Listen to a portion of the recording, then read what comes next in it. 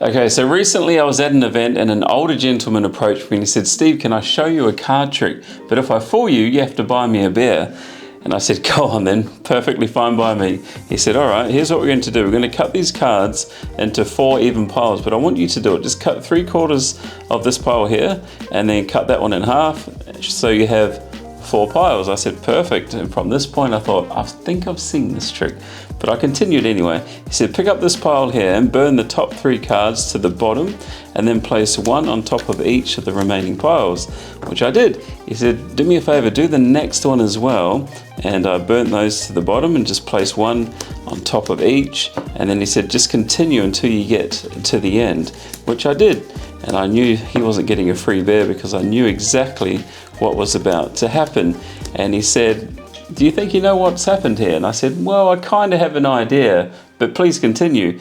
He said, "Well, do me a favor and turn over the top 4 cards," which I did. He said, "Look, they reveal aces." And I said, "Well, you're not getting a free beer because I already know the card trick with the 4 aces." He said, "The card trick with the 4 aces? No, you must be mistaken because this is the card trick with the 4 aces and the 4 kings." And it looks like I was buying him a beer.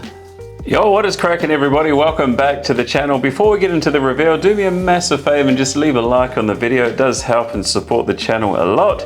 Now let's get right into it. Now you probably saw the trick and thought straight away that the setup is simple. You just got the 4 aces and then you got the 4 kings underneath.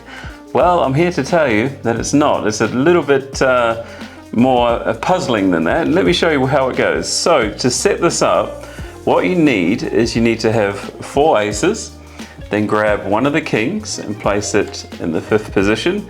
And then what you need is you need 8 random cards after this first king. So 1, 2, 3, 4, 5, 6, 7, 8. And then you're probably wondering, why is that 7 of hearts over there? Well, this is going to be the card that has a crimp in it. Now, you don't necessarily need to do this method. It's just totally something that I use. It just makes it easier. But you just bend the corner and that's all you do. Just put a little crimp in the corner and place that down there. And then you grab 2 random cards after that. 1, 2, and then you place the 3 kings at the end. So let's just recap here. Your setup is 4 aces, then a king, then 8 cards, 1, 2, 3, 4, 5, 6, 7, 8, and they can be completely random. And then you have your 7, or you can use a joker if that's easier to remember, with a crimp on the corner. And then you want 2 random cards, and then you have your 3 kings. That is the setup. So from here, what you want to do is place these on top, and then you're set and ready to go. So unlike the classic version where you have the spectator cut the 4 piles, the reason you've got the crimp is because you're going to cut the first pile. And so all you have to do, that's assisting me to lift up that top bunch there. And basically you're demonstrating to the spectator what you want them to do. And so to start, you just say, "Look, what's going to happen is we're going to cut 4 piles onto the table, but I'm going to let you cut." And once you've done that, once you've put this pile here onto the table, including the crimp card, you want to place these on the opposite end, leaving enough room for the other 2 piles in the middle. And then you start and ask the spectator, "Look, just cut 3/4 of these and place them right next to it."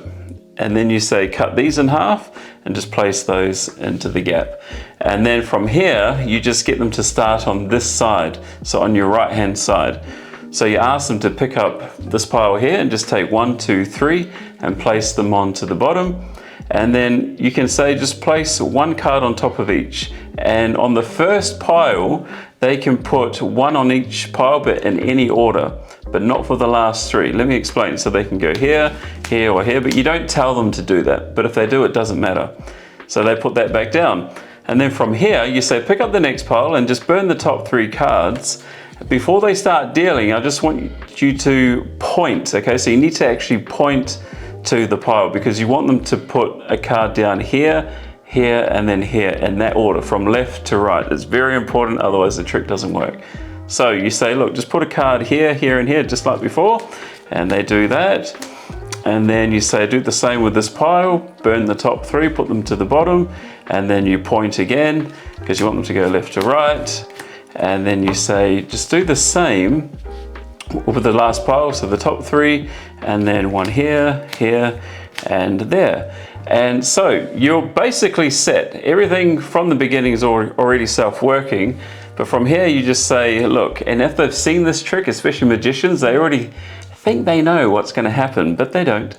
And so then you turn over to reveal your aces. Actually, you put them onto the table so you can turn over those. And then you say to them, did you like the 4 ace trick? And they may say, well, yeah, I've seen that trick though. And then you say, well, that's the 4 ace trick, but it's also the 4 king trick as well. And that's the extra little kicker at the ending that most people don't see coming. And I quite like it. It takes a classic trick and it adds a little addition to it, which I didn't think was possible, but I guess anything is possible. And so, yeah, that's basically how it works. There's not much to it. And as soon as you've got the setup, it should take you probably 20-30 seconds to set the trick up again, and then you're good to go again. And so with the, I should say, the crimped card, you don't have to have the crimp. Okay, if you're comfortable just riffling up to your key card, which I would recommend using a joker because it's easier to remember, just do that. But I'm lazy and I've got the lazy man's way of doing it. So that is the trick for today, an amazing self-working card trick. And yes, it did fool me when I first saw it. Did it fool you as well? Let me know in the comments below. Leave a like on the video and I will see you guys all next week. See you later. Bye-bye.